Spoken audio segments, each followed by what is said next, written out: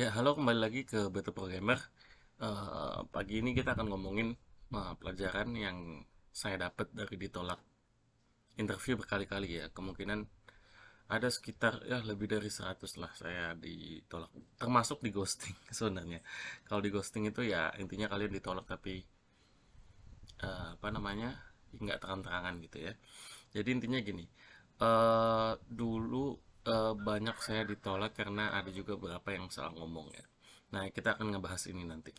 Oke, yang pertama itu adalah bikin supaya coding itu jadi daily habit ya. Jangan ketika ada interview itu baru kita belajar lead code, kita belajar code wars atau segala macam karena itu apa namanya? Itu yang buat saya banyak gagal gitu karena kebanyakan gagalnya di code interview. Dan kita perlu tahu bahwa sebenarnya ya jangan apa namanya? Jangan kita relying ke luck ya, jangan kita masa oh nanti kita nih untung nih kayak gitu, nggak juga gitu karena luck itu tergantung dengan effort yang kita lakuin sebelum interview dan soal interviewnya tuh sama dengan apa yang kita pelajarin itu baru namanya luck ya.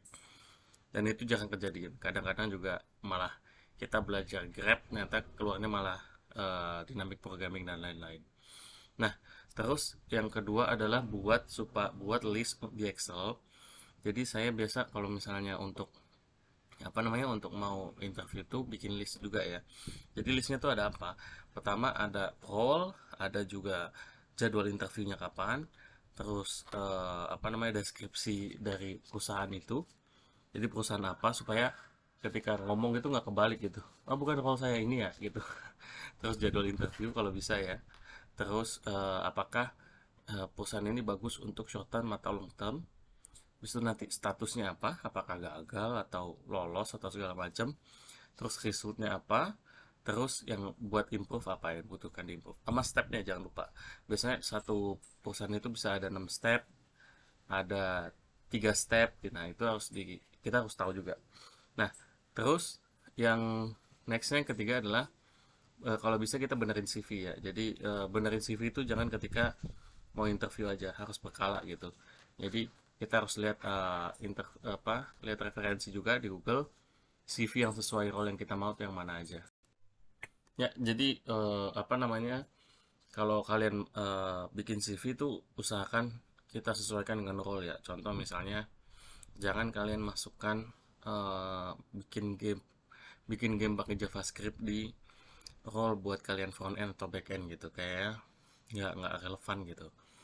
Kalau kalian mau jadi front end atau back end kalian bikin web bukan bikin kalkulator atau apa itu tuh jangan dimasukkan itu menandakan bahwa kalian tuh masih pemula gitulah. Nah, nextnya apa? Nextnya adalah kita bikin yang saya pelajari adalah bikin project berkala gitu. Contoh misalnya gini, dalam project ini, misalnya dalam 1 bulan ini saya mau bikin project React atau project Angular gitu. Ntar backendnya apa gitu. Nah, bikin berkala, kalau bisa ya dikit aja ya, nggak usah banyak-banyak, nggak usah setiap bulan bikin. Kalau bisa lebih diperfectin. Nah, kalau emang sempat itu bisa di share di YouTube juga. Jadi kalian share bikinnya dari awal sampai akhir itu lebih bagus gitu kan karena kalian ada bergaining nanti. Nah, terus nextnya adalah belajar interviewnya itu atau latihan interviewnya itu berkala gitu kalau bisa bersama teman. Contoh kalau kalian lihat di Prem itu kalian bisa interview bareng yang lagi mau interview juga. Jadi apa namanya di Algo Expert juga ada fitur itu kalian bisa pakai. Jadi setelah kalian udah berapa persen kalau nggak salah 100 soal gitu dapat sertifikat juga kalian juga bisa latihan interview gitu ya.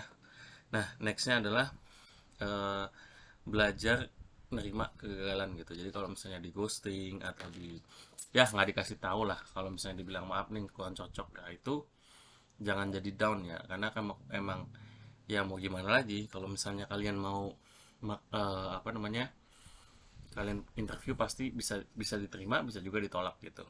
Tapi ketika ditolak juga jangan jangan sampai down gitu kayak pengen pengen banget masuk ke perusahaan ini gitu. Usahakan kalian tuh juga jangan ketika interview udah merasa nih kayaknya nggak cocok nih, nggak bisa nih kayaknya gua. Nah itu apa namanya, psikologi kayak gitu tuh langsung bikin kalian juga nggak akan diterima gitu, nggak akan kelihatan gitu. Jadi nggak usah terlalu berharap juga gitu kalau misalnya, karena interview bisa jadi kalian gagalnya bukan karena kalian nggak bisa, emang karena interviewnya kurang suka sama kalian misalnya gitu kan. Interview kan kita nggak bisa apa namanya, nggak bisa handle ya kadang. Kalau dia tiba-tiba nggak suka karena pertama kali juga baru ketemu nggak suka, ya gimana gitu. Mau kita sehebat apapun, misalnya dari 3 interview satu nggak suka gitu, nah itu bisa jadi masalah juga. Oke. Nah, nextnya adalah kita menggunakan metode STAR. Jadi metode STAR itu ada situation, task, action, sama result. Jadi usahakan gitu. Jadi kita ngomong situasinya apa di perusahaan, actionnya apa yang saya bikin, bis itu tasknya apa yang dikasih ke saya, dan resultnya apa. Itu kita ngomongin itu, usahakan jadi framework untuk kita ngomong ya.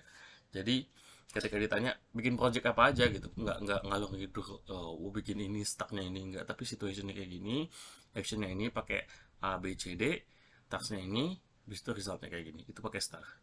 Oke. Terus nextnya adalah hati-hati dengan pertanyaan-pertanyaan menjebak gitu. Contoh misalnya yang saya dapat adalah eh, kalau ditanya dengan perusahaan lama, jangan sampai kita kalau walaupun ada masalah gitu dengan perusahaan lama, jangan kita sampai menjelekkan perusahaan itu gitu. Itu menandakan bahwa nanti kalau dia keluar dari perusahaan ini pasti dia ngomong juga kayak gitu. Itu pasti auto reject.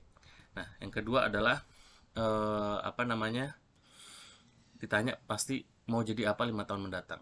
Nah, kalau misalnya kalian jadi software engineer, jangan kalian bilang mau jadi manager kan. Karena dia mau nge-hire kalian tuh supaya 5 tahun mendatang sebenarnya kalian tetap engineer gitu. Jadi kalau kalian ngalor gitu mau jadi CEO lah, mau jadi apa lah, itu pasti auto reject langsung.